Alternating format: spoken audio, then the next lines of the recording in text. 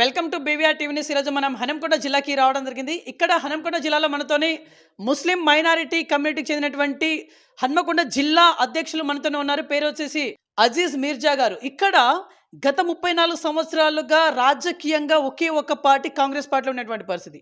But ఇక్కడ చాలా మంది పార్టీని వీడి వేరే పార్టీలకు వెళ్ళి ఉన్నటువంటి పరిస్థితి. అజీజ్ మీర్జా గారు ఒకే పార్టీని అంటిపెట్టుకొని ఉన్నారు. ఏం ఆశిస్తా ఉన్నారు? స్టేట్ లెవెల్ పోస్ట్ ఒకటి ఆశిస్తున్న కొంత సమాచారం. ఇందులో వాస్తవాలు ఉన్నాయా లేవా? నాయని రాజేందర్ రెడ్డి గారికిను అజీజ్ మీర్జా గారికి మంచి సత్సంబంధాలు కొంత వినికిడి. సో రిలేషన్ గురించి ఏం చెప్పబోతున్నారు? మైనారిటీ సోదరులకు ఇప్పటిదాకా ఏం చేసిళ్ళు? ఇట్లాంటి లేటెస్ట్ ఇన్ఫర్మేషన్ కొంత తెలుసుకుందాం. నమస్తే సార్, బాగున్నారా? నమస్తే అండి. ముందుగా మీ బీవీఆర్ టీవీ న్యూస్కు నా నమస్సుమాంజలి. ఓకే సార్, గత 34 సంవత్సరాలుగా మీరు ఒకే ఒక్క పార్టీ కాంగ్రెస్ పార్టీని అంటిపెట్టుకుని ఉన్నారు. సార్, ఇక్కడ చాలా మంది కాంగ్రెస్ పార్టీ నుంచి వెళ్ళి వీడి అంటే బీఆర్ఎస్ వైపు కావచ్చు, బీజేపీ వైపు కావచ్చు టర్న్ అయ్యారు. మీరు ఒకే ఒక్క పార్టీని అంటిపెట్టుకొని ఉన్నారు. పదవులు లేకుండా కూడా ఒకే ఒక్క పార్టీలో ఉన్నారు. దీన్ని ఎట్లా చూడాలి? కాంగ్రెస్ పార్టీ నమ్ముకున్నది జిల్లాల నాయని రాజేందర్ రెడ్డి గారు ఎలాగనైతే ఒకటే పార్టీని నమ్ముకొని 36-37 సంవత్సరాల కానించి ఈరోజు ఎమ్మెల్యేగా ఎదిగారు. అతనికి ముఖ్య అనుచరులుగా నేను కూడా 33-34 ఇయర్స్ నుండి ఒక నాయని రాజేందర్ రెడ్డినే కాదు, కాంగ్రెస్ పార్టీని కూడా నమ్ముకొని ఉంటున్నా. అది ఎందుకంటే కాంగ్రెస్ పార్టీ బలిదానాల పార్టీ. కాంగ్రెస్ పార్టీ దేశాని కోసమే పనిచేసినటువంటి పార్టీ. కాబట్టి ఆ పార్టీ అంటే నాకు ఇష్టం, నా ప్రాణం. కాబట్టి నేను కాంగ్రెస్ పార్టీతోనే ఉంటా. ఓకే సార్, ఇప్పుడు పార్టీ అంటే ఇష్టం, ప్రాణం అని చెప్పేసి మీరు మెన్షన్ చేసిళ్ళు. యాక్చువల్లీ మీరు ఎట్లాంటి పదవులు అనుభవించిళ్ళు? మరి ఇదే కాంగ్రెస్ పార్టీలో రకరకాల హోదాలు మీరు ఏదో చేసినట్టు కొంత వినికిడి. ఎట్లాంటి హోదాలు మీరు అవలంబించడం జరిగింది? కాంగ్రెస్ పార్టీలో నేను హనంకొండ నియోజకవర్గంలో ప్రధానమంత్రి అయినటువంటి పివి నరసింహరావు గారి తనయుడు పివి రంగారావు గారు ఎమ్మెల్యేగా ఉన్నారు ఇక్కడ. అప్పుడు కమాలుద్దీన్ అహ్మద్ గారు ఎంపీగా ఉన్నారు. నేను ఆ రోజుల నుండి ఈ రోజు వరకు పార్టీ ఇడవకుండా, పదవుల కోసం ఆశించకుండా ప్రజాసేవ చేసే పార్టీ కాంగ్రెస్ పార్టీ అని చెప్పించి నేను కొనసాగిస్తున్నా.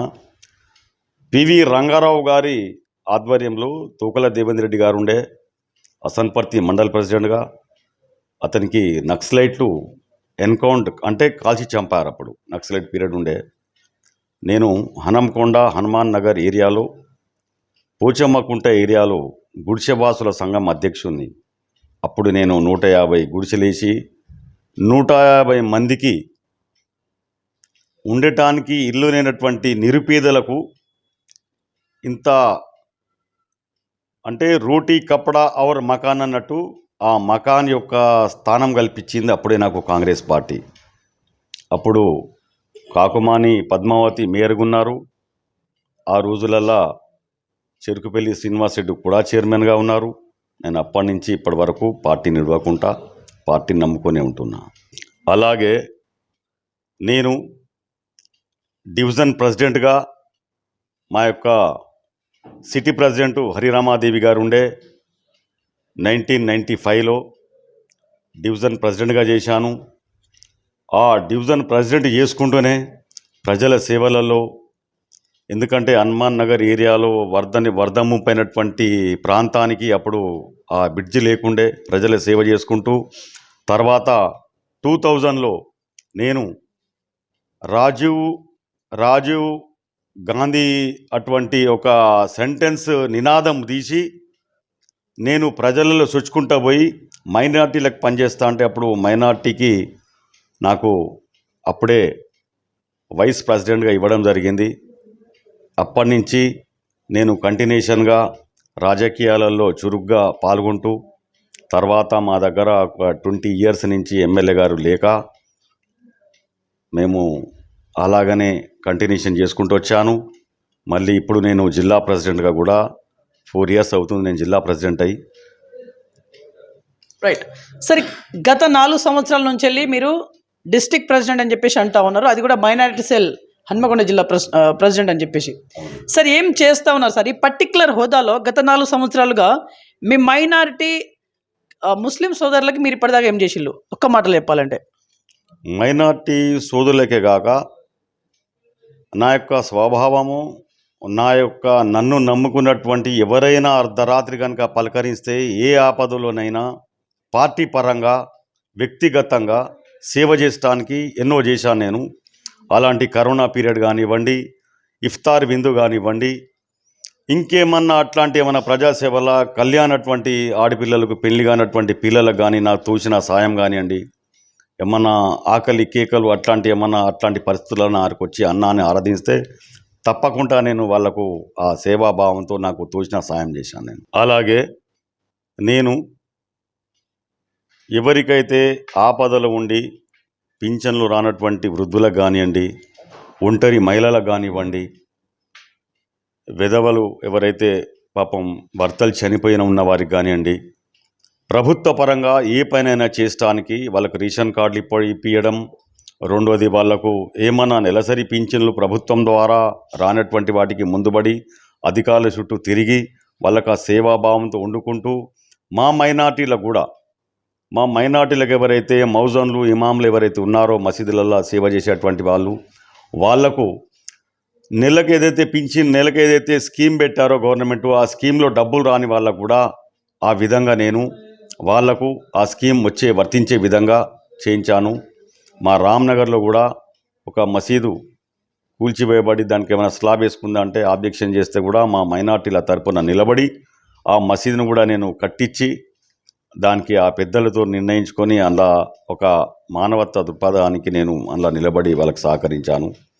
రెండోది మా మైనార్టీసే కాక జరిగినటువంటి 4 సంవత్సరాల అనుభవంలో మొన్న పెద్ద ఎత్తున వరద కనుక వస్తే ఆ వరదతో పాటు ఇళ్లల్లో బయటికి వెళ్ళని పరిస్థితి, పాపం వాళ్ళు నీళ్ళల్లో మునిగిపోయే పరిస్థితి, ప్రతి ఒక్క చిన్న అటు కుటుంబాలు వాళ్ళ ఇళ్లకు పాములు తేములు అట్లాంటివి కనుక వచ్చి ఉంటే వాళ్ళను నేను మా యొక్క మైనార్టీలు అందరం కలిసి వాళ్ళ యొక్క సేవా కార్యక్రమాలు పాల్గొని వాళ్ళకు అన్నం ప్యాకెట్లు కానివ్వండి, వాళ్ళకు వాటర్ బాటిల్స్ కానివ్వండి, అది మా నాయని రాజేంద్ర రెడ్డి గారి తరపున మేము ఆ యొక్క వాళ్ళను ఆ సేవ చేసుకోవడం కూడా నా అదృష్టంగా భావిస్తున్నా. ఓకే సార్, ఇక్కడ నాయని రాజేందర్ రెడ్డి గారి గెలుపు విషయంలో ఇక్కడ ముస్లిం కమ్యూనిటీ నుంచి వెళ్ళి 60 to 70% ఇక్కడ ఓట్ల శాతం మీ ద్వారానే పెరిగాయని చెప్పేసి కొంత వినికిడి, ఇందులో క్లారిటీ ఉందా సార్? ఇది నేను ఒక జిల్లా ప్రెసిడెంట్గా ఉండి నా డివిజన్లో నా ప్రతి ఉన్నటువంటి 26 డివిజన్లలో నా 26 డివిజన్ ప్రెసిడెంట్స్ ఉన్నారు.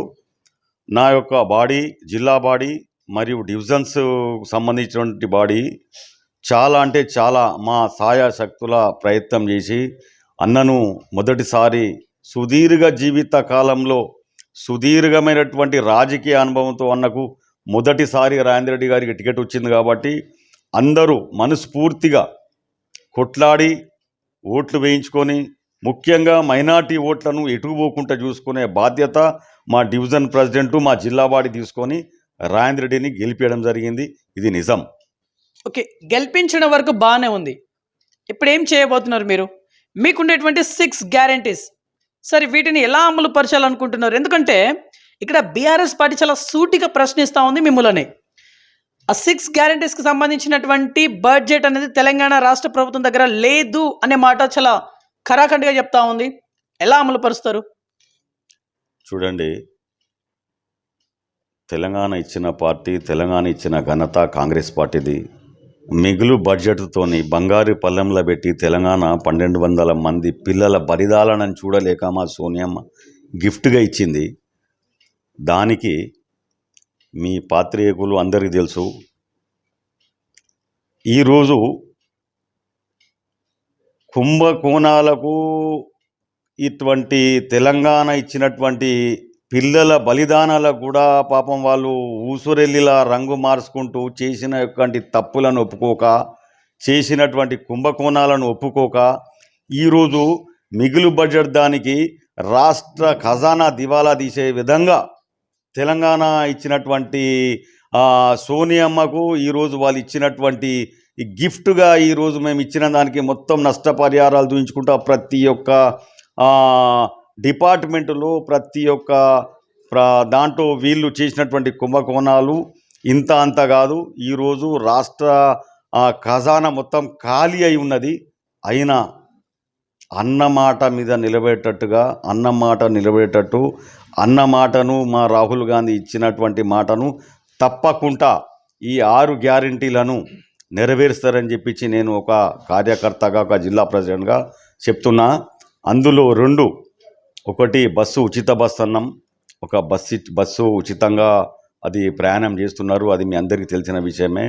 రెండవది, ఈ రోజులల్లో ఈ 2-3 రోజులల్లో గ్యాస్ ఇది కూడా మీ కళ్ళ ముంగటికే వస్తుంది. ఎవరైతే అర్హులై ఉన్నారో, పేదవాళ్ళు అర్హులై ఉన్నారో వాళ్ళకు తప్పకుండా కాంగ్రెస్ పార్టీ న్యాయం చేస్తుంది, వాళ్ళకు అండదండగా ఉంటుంది. ఈ 6 గ్యారంటీలు తప్పకుండా అందరికీ నెరవేరుస్తాయి. ఇందులో ఏమాత్రం మీరు ఆలోచన చేయవలసిన అవసరం లేదు. ఓకే, ఇక్కడ రేవంత్ రెడ్డి గారు ఒక ఒక సంచలనాత్మకమైనటువంటి ఒక మార్పుకి దారి తీయడం జరిగింది. అదే ప్రజా దర్బార్. గత 10 సంవత్సరాలుగా తెలంగాణ రాష్ట్రంలో మనం వినని ఒక పేరు అది. ఈ ప్రజా దర్బార్ వలన ఎవరికి ఫెసిలిటీస్ కలగబోతుంది? ప్రజా దర్బార్లో ఈరోజు మీరు చూస్తున్నారు, తెలంగాణ భవన్ చుట్టూ కంచె. ఫస్ట్ రాగానే మా రేవంత్ రెడ్డి గారు చేసిన ఫస్ట్ పని ఏంటంటే కంచె తీసేయడం.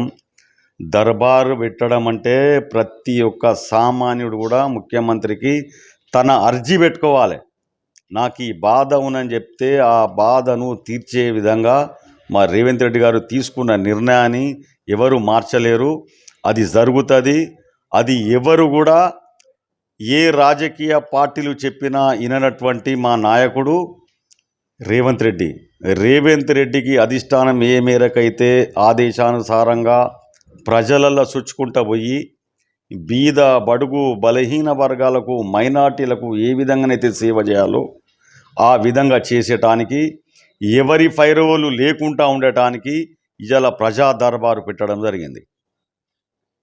ఓకే సార్, ఇక్కడ ఈ ప్రజా దర్బార్ పైన కూడా కొన్ని భిన్నాభిప్రాయాలు వ్యక్తం అవుతూ ఉన్నాయి. మరి దీనిపైన మీ కామెంట్ అంటే, ఇది అందరికీ అందుతాను లేవు అని చెప్పేసి. చూడండి సార్, మీరు అడిగిన ప్రశ్నలనే జవాబున్నది. మేము ఒక నెల రోజులు కాలేదండి మా ప్రభుత్వం వచ్చి. భిన్నాభిప్రాయాలు, వ్యతిరేకాలు, నిరసనలు ఎట్లిస్తారో చెప్పండి, ఏం చేస్తారో చెప్పండి, మేము మింగిందంతా మింగినాం, మాకు తెలుసు ఖజానా ఎంత బడ్జెట్ మిగిలి ఉన్నది, మీరు ఎట్లిస్తారో అని చెప్పించి పోరాటం చేయడం కాదు. ఎంతమంది అయితే మింగినరో, మా రేవంత్ రెడ్డి గారు చెప్పినట్టు ఎంత పెద్ద నాయకుడైనా వదిలిపెట్టేది లేదు. కక్కిస్తామని చెప్పన్నాడు, తప్పకుండా కక్కిస్తారు వాళ్ళు. మీరు చూస్తున్నారు, రాజీనామాలు చేసి వెళ్ళిపోతున్నారు వాళ్ళు భయానికి. అది మీరు ప్రజలు గమనిస్తున్నారు. ఎప్పుడైనా ఒక అధికారంలో ఉన్నప్పుడు అధికారాన్ని దుర్వినియోగం చేసి, ప్రజలను మోసం చేసి, ప్రజలను మభ్యపెట్టుకుంటూ అట్లాంటివి చేసే ప్రభుత్వం ఎప్పటికైనా దొరల పాలన, గడిల పాలన ఉండదని చెప్పించి నేను మీకు ఈ బీవీఆర్ న్యూస్ ద్వారా తెలియజేస్తున్నా. ఇక్కడ అవినీతికి పాల్పడినటువంటి బీఆర్ఎస్ మంత్రులు కావచ్చు, ఎమ్మెల్యేలు కావచ్చు, వాళ్ళపైన ఒక వెయిట్ అనేది, అంటే స్పెషల్ ఫోకస్ ఉండబోతుంది మేము అధికారంలో వస్తే అని చెప్పేసి రేవంత్ రెడ్డి గారు ఎలక్షన్ క్యాంపెయినింగ్ ప్రచారంలో చెప్పడం జరిగింది. ఎటకలకి ఇప్పుడు మీరే అధికారంలోకి ఉన్నారు. రేవంత్ రెడ్డి గారు ఆ రకంగా అడుగులు వేస్తూ ఉన్నారా? ఒకవేళ వేస్తే ఇక్కడ హన్మకొండ వెస్ట్ సంగతి ఏంటిది, వరంగల్ ఈస్ట్ సంగతి ఏంటిది? ఒకటే సార్, కాంగ్రెస్ పార్టీ ప్రజల పార్టీ. ఏ పార్టీ అయినా, ఎంత పెద్ద నాయకుడైనా తప్పు జరిగినప్పుడు, తప్పు చేసినప్పుడు ఎవరిని కూడా వదిలిపెట్టేది లేదు అని చెప్పించి మా రేవంత్ రెడ్డి గారు అన్నారు. ఆ మాటల బీఆర్ఎస్ పార్టీ కానివ్వండి, కాంగ్రెస్ పార్టీ కానివ్వండి, బీజేపీ పార్టీ కానివ్వండి, ఈరోజు పార్టీల కోసం, పదవుల కోసం ఉన్నటువంటి వ్యక్తులు, కొంత దుష్టశక్తులు ఉన్నారు. కానీ మా రేవంత్ రెడ్డి అట్లాంటి నాయకత్వంలో ఎవరు కూడా అవినీతి కనుక పాల్పడితే ఆయన చేతిలో పార్టీని కూడా చూడకుండా శిక్షించే అటువంటి వ్యక్తి రేవంత్ రెడ్డి. ఓకే సార్, ఇక్కడ అంటే మీ పర్సనల్ గురించి మనం మాట్లాడితే, ప్రజెంట్ ఇప్పుడు మీరు ఏదో స్టేట్ లెవెల్లో నామినేట్ పోస్ట్ కావాలని చెప్పేసి అంటా ఉన్నారంట. స్టేట్ లెవెల్లో మీకు కావాల్సినటువంటి పోస్ట్ ఏంటిది? సార్, నేను ఏ రోజు కూడా మా యొక్క ఎమ్మెల్యే గారు నాయని రేవంత్ రెడ్డి గారిని నాకు ఈ పోస్టు కావాలన్నా, నేను గత 8 సంవత్సరాల నుంచి సుదీర్ఘ జీవితం నీతో గడపానన్నా అని చెప్పి అడగలే. ఎలక్షన్ల ముందు ఒక నెల రోజుల ముందు మా యొక్క మైనార్టీస్లందరినీ విచారించి ఏం చేద్దాం అనుకుంటున్నాం మనం అన్నప్పుడు మా మైనార్టీస్, మా డివిజన్ ప్రెసిడెంట్స్, నా జిల్లా బాడీ అందరు కలిసి ఏమన్నారంటే, అన్న ఈసారి నాయని రేవంత్ రెడ్డి గారిని తప్పకుండా గెలిపిద్దామన్నా, కానీ మీరు అన్నతో ఒక మాట తీసుకోండి అన్న, ఎందుకంటే సుదీర్ఘ జీవితంలో మీరు 33 సంవత్సరాల నుంచి అన్నతో ఉన్నారు కదా, మీకేదన్నా నామినేటెడ్ పోస్ట్ కావాలని చెప్పి అడగండి అన్న అంటే, వాళ్ళ యొక్క ఆలోచనతోని నేను అన్నను అడగడం జరిగింది. అన్నగారు, ఎమ్మెల్యే గారు నాకు ఒకటే మాట ఇచ్చారు, అజీజ్ తప్పకుండా నువ్వు నాకు సీనియర్గా ఉన్నావు కాబట్టి, పార్టీలో సీనియర్గా నాతో పాటుగా ఉన్నావు కాబట్టి తప్పకుండా నీకు ఒక మంచి అవకాశం వచ్చింది, మనకు ఒక మంచి పదవి ఇస్తా అని చెప్పేసి నాకు మాట ఇచ్చారు. నేను అన్న మాటవే నా వేదం అనుకుంటానా. అన్న మాట అంటే తప్పేటోడు కాదు, మాట మీద నిలబడే వ్యక్తి, నాయని రేవంత్ రెడ్డికి మచ్చలేని వ్యక్తి. ఇంతవరకు కూడా ఎక్కడ కూడా మాట చెప్పి మాట ఇవ్వకుండా పోలే అన్న. ఈరోజు కూడా నేను అదే అనుకుంటున్నా. అన్న నాకు మాట ఇచ్చారు, తప్పకుండా నాకు ఒక మంచి పోస్ట్ ఇస్తారని చెప్పించి నేను ఈ ద్వారా అన్నకు నేను బీవీఆర్ న్యూస్ ద్వారా అన్నకు కూడా ఇస్తానన్నకు నేను కృతజ్ఞతలు తెలుపుతున్నా. తప్పకుండా నాకు ఇస్తారని చెప్పి ఆశిస్తున్నా. ఓకే సార్, హన్మకొండ జిల్లా మైనారిటీ సెల్ ప్రెసిడెంట్ మీరు, అంటే ముస్లిం కమ్యూనిటీకి, హన్మకొండ ముస్లిం వాసులకి కావచ్చు, లేకుంటే ఇంకెవరికైనా కావచ్చు, వాట్ ఎవర్, అంటే హన్మకొండ జిల్లా ప్రజలకే కావచ్చు, ఏమైనా చెప్పుకోవాలనుకుంటున్నారు ప్రజెంట్? నేను హన్మకొండ జిల్లా ప్రెసిడెంట్గా అజీజ్ మిర్జా అనే నేను ఏ ఆపదలోనైనా అర్ధరాత్రి మా నాయని రేవంత్ రెడ్డి గారు, ఆయనకు ఉన్నటువంటి బలగం మేమందరం ఎవరికి ఆపదలో ఉన్నా, ఏ సాయం కావాలన్నా, ఎవరికి అన్యాయం జరిగినా, ఎవరి భూములతోని ఎవరు గుంజుకున్నా, గత ప్రభుత్వాలు చేసినటువంటి నేరాలలో ఎవరు మా అన్న దగ్గరకు వచ్చినా తప్పకుండా వాళ్లకు న్యాయం చేస్తాం, వాళ్ళ జనంతో పాటు ఉంటాం, జనం కోసం ఉంటాం అని చెప్పించి నేను తెలియజేస్తున్నా. ఓకే, గత ఎమ్మెల్యే హన్మకొండ నియోజకవర్గంలో చేసినటువంటి డెవలప్మెంట్ పైన మీ స్పందన ఏంటిది ఒక సీనియర్ లీడర్గా? చూడండి సార్, హైదరాబాదు రాజధాని తర్వాత వరంగల్కు ఒక చరిత్ర ఉన్నది. ఊరుగల్లు అనేది ఈరోజు ఆ రోజు కాదు, గత కొన్ని రుద్రమాదేవి ఉన్నటువంటి అట్లాంటి మన యొక్క వరంగల్ జిల్లా, ఈ వరంగల్ జిల్లాకు తెచ్చింది ఒకటే సార్, డెవలప్మెంట్ ఏంది చెప్పండి. నేను నయీంనగర్లో ఉంటాను. ఆ నయీంనగర్ వాసులంతా ఈరోజు ఒక చెరువులు, నాలాలు కబ్జా చేస్తే ఆ నీళ్ళని ఇళ్ళకి వచ్చి జనాలు తహతహలాడుతా అంటే కనీసము ఏమైంది అని అడిగేనటువంటి దుస్థితి సార్. ప్రజల దగ్గరకు వచ్చి నాయకులు వాళ్ళు ప్రజలకు చేసిన సేవ, హన్మకొండకు వరంగల్కు చేసినటువంటి డెవలప్మెంటు ఎక్కడ కానరాట్లేదు. ఎందుకు సార్? మీరందరూ జనాలు చూస్తున్నారు, గమనిస్తున్నారు. అందుకే ప్రజలు వీళ్ళను నమ్మకనే కాంగ్రెస్ పార్టీ ఓటేసి గెలిపించుకున్నారు. ఈ ప్రజలు ఇచ్చిన తీర్పును తప్పకుండా మేము మా పార్టీ ద్వారా వారికి ఏదైతే న్యాయం జరుగుతుందో, వారికి ఏదైతే న్యాయం అనిపిస్తుందో దానికోసం తప్పకుండా కాంగ్రెస్ పార్టీ అండగా ఉంటుందని చెప్పి అంటున్నా సార్. రాబోయే రోజుల్లో మీరు ఇక్కడ కార్పొరేషన్ బరిలో దిగేందుకు రెడీగా ఉన్నాను సమాచారం.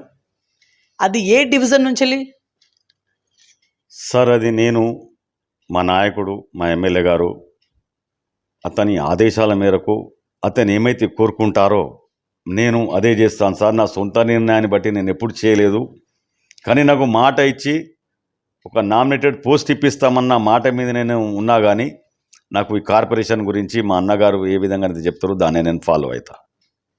ఫర్ ఎగ్జాంపుల్ స్టేట్ లెవెల్లో ఆ నామినేట్ పోస్ట్ కనుక మిమ్మల్ని వరించకపోతే అదే వరకు వరించింది అనుకుందాం. ఫర్ ఎగ్జాంపుల్ ఎవరికో వరించింది, మీకు కాకుండా ఏంటి మీ నెక్స్ట్ స్టెప్ అనేది ఏంటిది? సార్, నేను పదవుల కోసం ఈ 33 సంవత్సరాల కాంచి ఎప్పుడూ రాలేదు సార్. నేను ఒకటే అనుకున్నా, నమ్ముకున్న వ్యక్తి ఇంకొకరి ఇంటికి పోలే, ఇంకొక పార్టీలకు పోలే, పదవుల కోసం ఆశించలేదు. ఒకటే ఏకైక వ్యక్తి నాయని రాజేంద్ర రెడ్డి. నాకు ఎన్నో భయభ్రాంతులు, ఎన్నో ఫోన్లు, పోలీస్ కేసులు, రకరకాలైనటువంటి ఇబ్బందులు చేసినా అదే రాజేంద్ర రెడ్డిని పట్టుకొని ఉన్నా సార్. నేను చెప్పుకోను, ఎందుకంటే నేను బయట చెప్పుకొని నన్ను ఇట్లా ఫోన్లు వస్తున్నాయి, బెదిరిస్తున్నారంటే నాకు సిగ్గుచేటు. నాకు ఆ గుండె ధైర్యం ఉన్నది. నేను సాధిస్తా, తప్పకుండా రాజేంద్రని గెలిపిస్తా. ఆయన పదవి ఇచ్చినా ఇయ్యకపోయినా ఆయనతోనే ఉంటా అని చెప్పించి తెలియజేస్తున్నా. ఓకే సార్, ఇక్కడ మీ ముస్లిం సోదరులకి మీరు ఇంకా ఏమేమి చేయాలనుకుంటున్నారు?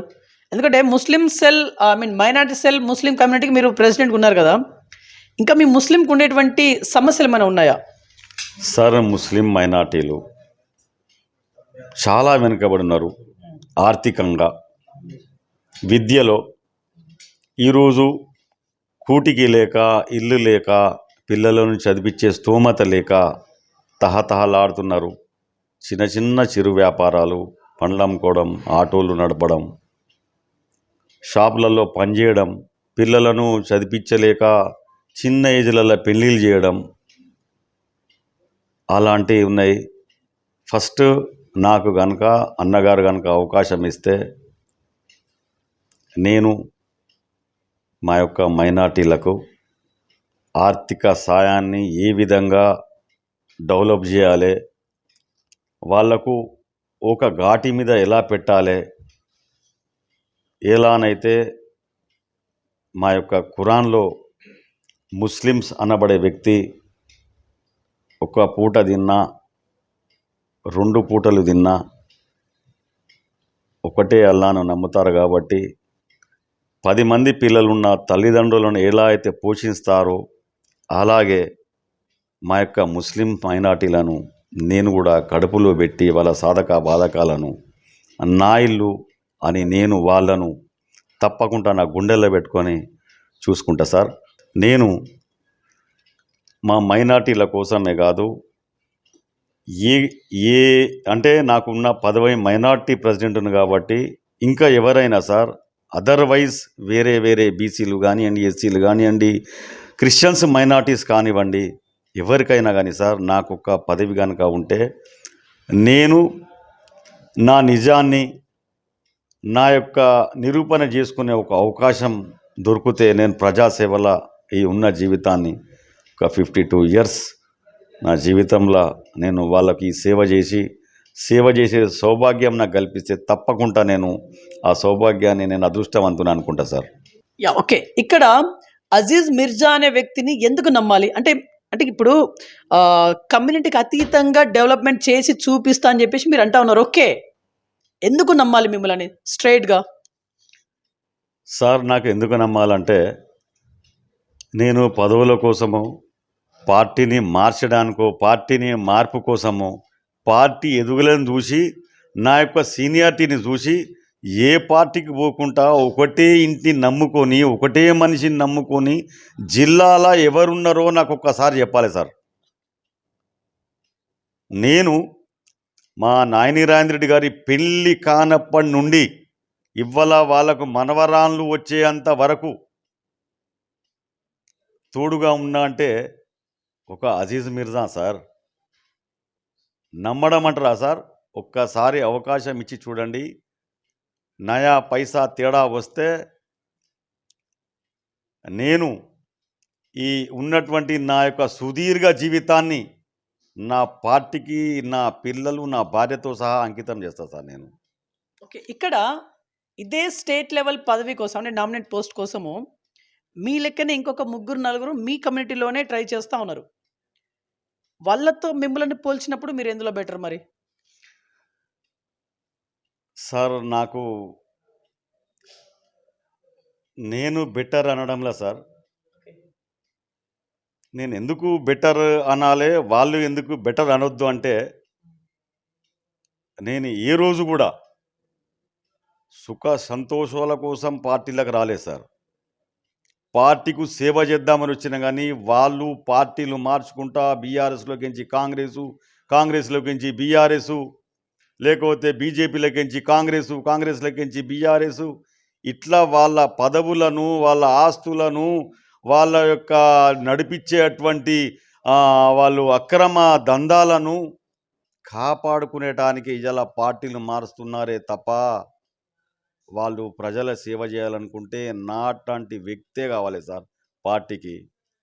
ఇవాళ రాజీవ్ గాంధీ, రాహుల్ గాంధీ, సోనియా గాంధీ ఎప్పుడన్నా పార్టీ మార్చారా సార్? మా నాయని రాజేంద్ర రెడ్డి గారి పార్టీ మార్చారా? మారవలేదు. ఎందుకు మారవలేదు అంటే అది మన కుటుంబము, మన ఇల్లు, మన ఇంటిని మనం మార్చుకుంటామా సార్?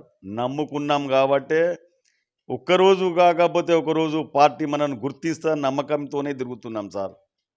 నేను ఈరోజు హైదరాబాదుకు పోయి గాంధీ భవన్లో 5 రోజులు కానీ ఇంకెవరి దగ్గరకన్నా పోయి దండం పెట్టి సార్నకి పోస్ట్ ఇవ్వండి కానీ అది నా వంశంలో లేదు, నా రక్తంలో లేదు సార్. అది ఇచ్చినా ఇయ్యకపోయినా కాంగ్రెస్ పార్టీలోనే ఉంటా, బతికినన్ని రోజులు కాంగ్రెస్ పార్టీతోనే ఉంటా, సచ్చిన కాంగ్రెస్ పార్టీ కండువా కప్పుకొని చచ్చిపోతా. That is Aziz Mirza sir. Right. Sir నిజంగా చాలా గొప్పగా మీరు చెప్తున్నటువంటి ఆ పదాలు చాలా భావోద్వేగంతో చెప్పినటువంటి పదాలుగా అనిపిస్తూ ఉన్నాయి. రైట్. ఇక్కడ తెలంగాణ ప్రత్యేక రాష్ట్ర సాధన కోసం ఎన్నో ఉద్యమాలు చాలా ముమ్మరంగా సాగాయి. ఆ ఉద్యమాల ఫలితమే ఈరోజు తెలంగాణ రాష్ట్రం. For the first time Telangana రాష్ట్రంలో కాంగ్రెస్ గవర్నమెంట్ ఇప్పుడు ఫామ్ అయింది. మీ మనసులోని మాట ఏంటి సార్ ఒక సీనియర్ లీడర్గా? సార్, ప్రజల సంక్షేమమే కాంగ్రెస్ పార్టీ ధ్యేయం సార్. ప్రజలు బాగుండాలి, ఆంధ్రాలో మా పార్టీ లేకున్నా తెలంగాణలో నా పేరు ఉండాలి అనే ఉద్దేశంతో ఇచ్చినటువంటి పెద్ద మనసు గలటువంటి మా సోనియమ్మ సార్. అట్లాంటి తల్లి, కన్న తల్లి అట్లాంటి సార్. దేశానికే, రాష్ట్రానికి కాదు. ఎవరి బాధను చూడలేక పిల్లలు చనిపోతున్నారని చెప్పి ఉద్దేశంతోనే తెలంగాణ ఇచ్చింది. ఆ తల్లి మనసును నా అట్లాంటి సీనియర్లు అందరూ తలపించి కాంగ్రెస్ పార్టీలో ఉన్నారు తప్ప కాంగ్రెస్ పార్టీ యొక్క మనోభావాలను దెబ్బతీయటానికి కాదు సార్. కాంగ్రెస్ పార్టీ నేనున్నా, నేను పోయినా, జబ్ తక్ చాంద్ ఔర్ సూరజ్ रहेगा కాంగ్రెస్ పార్టీ మే సోనియా తేరా నామ్ रहेगा. ఓకే సార్, ఇక్కడ నాయని రాజేందర్ రెడ్డి గారికి ఓట్లేసి గెలిపించినటువంటి ఓటరు మహాశైలకి మీరేమైనా చెప్పుకోవాలనుకుంటున్నారా? ప్రతి ఒక్కరికి సార్, తెలంగాణ ప్రజలకు కాంగ్రెస్ పార్టీని గెలిపించినందుకు మీ అందరికీ ఒక హనంకొండ మైనార్టీ చైర్మన్గా 2 చేతులు ఇచ్చి దండం పెడుతున్నా. మీరు మాకు అధికారాన్ని ఇచ్చారు, అది మీ హక్కు. మీకు ఎక్కడైనా అన్యాయం జరిగినప్పుడు మా యొక్క పార్టీ మీకు అండగా ఉంటుంది. ఇది తప్పకుండా మీ యొక్క సమస్యలను కాంగ్రెస్ పార్టీ నెరవేరుస్తుందని చెప్పించి నేను ఈ బీవీఆర్ న్యూస్, టీవీ న్యూస్ ద్వారా తెలియపరుస్తున్నా. Okay sir, last and final question. మీ ఇంటర్వ్యూ కన్క్లూడ్ ఇచ్చేసే ముందు ఏమైనా చెప్పుకోవాలనుకుంటున్నారా? ప్రజలకే కావచ్చు, మీ కార్యకర్తలకే కావచ్చు, ఇంకెవరికైనా కావచ్చు, వాట్ ఎవర్ ఫైనల్ వన్. ఇంకా సార్, ముఖ్యంగా తెలంగాణలో ఎక్కడ కూడా మైనార్టీ ఒక ఎమ్మెల్యే గెలవలేదు సార్. మాకు కూడా చాలా బాధగా ఉంది. ఎందుకంటే ప్రజల తీర్పు అందరి తీర్పు సార్. కానీ ఇప్పటికైనా మైనార్టీలను చిన్న చూపు చూడకుండా ప్రతి జిల్లాలో జిల్లా ప్రెసిడెంట్ ఉన్నటువంటి వ్యక్తులను సీనియారిటీని బట్టి అధిష్టానం గుర్తించాలి. అలాగే ఎమ్మెల్సీగా ఇచ్చి ఎవరికైనా ఒక మంచి మినిస్టర్ పోస్ట్ ఇచ్చి మా యొక్క సాధకవాదకాలు చెప్పుకుంటట్టు మా యొక్క కమ్యూనిటీలో మా యొక్క కమ్యూనిటీ పెద్ద మనుషులైనా కానివ్వండి, వాళ్ళతో చర్చించి ఒక మంచి వ్యక్తిని ఇవ్వండి సార్. ఒక మంచి వ్యక్తి, నిస్వార్థపరునికి ఇవ్వండి. ఈరోజు కాంగ్రెస్ భవన్ చుట్టూ చాలామంది మైనార్టీలు ఈరోజు జెండా పట్టుకొని తిరగనటువంటి వాళ్ళు ఎమ్మెల్సీ పోస్టుల కోసం, మినిస్టర్ పదవుల కోసం చాలా ఎత్తుకు పై ఎత్తి చేసుకుంటా ప్రయత్నాలు చేస్తున్నారు. కాబట్టి నేను అన్నగారికి, మా రేవంత్ అన్న గారికి ప్రత్యేకంగా నేను ఎందుకు చెప్తున్నా అంటే, అన్న, ఈరోజు మీ యొక్క ఆర్గనైజేషన్లో పసిగట్టే గుణం మీకున్నది. ఆ పసిగట్టి ఒక మంచి వ్యక్తికి ఇవ్వండి, మచ్చ లేనటువంటి వ్యక్తికి ఇవ్వండి. కానీ కులం పేరు చెప్పి, ముస్లిం మైనార్టీల పేరు చెప్పి దూసుకునే వ్యక్తికి ఇవ్వకండి అన్న. ఎందుకంటే ఎవరైతే కష్టపడతారో వారు కన్నీరు గారిస్తే ఆ పాపం అన్నది ఉత్తగా పోదన్న. దయచేసి మా మైనార్టీలకు ఒక మంచి స్థానం కల్పించండి. బడుగు బలహీన వర్గాలలో మైనార్టీలు చాలా అంటే చాలా బాధగా ఎడ్యుకేషన్ లేక, తినడానికి తిండి లేక, ఉండటానికి ఇల్లు లేక, రాష్ట్రంలో కానీ కేంద్రంలో కానీ, రాష్ట్రంలో అయితే కాంగ్రెస్ ప్రభుత్వం వచ్చిందన్న, రాబోయే రోజులల్లో కూడా ఈ మైనార్టీలు తప్పకుండా కష్టపడి కేంద్ర ప్రభుత్వానికి కూడా ఈసారి ఎంపీ ఎలక్షన్లు కూడా మంచి విజయాన్ని అందిస్తారన్న. కాబట్టి మైనార్టీలకు ఇప్పటికే మైనార్టీలు ఏం చేయలేదని చెప్పించి అంటున్నారన్న. ఒక మంచి పదవిని, ఒక మంచి మనిషిని, సమాజానికి అవసరం వచ్చేటువంటి మనిషిని ఇవ్వండి అన్న. అది అందరికీ బాగుపడేటట్టుంటుందన్న.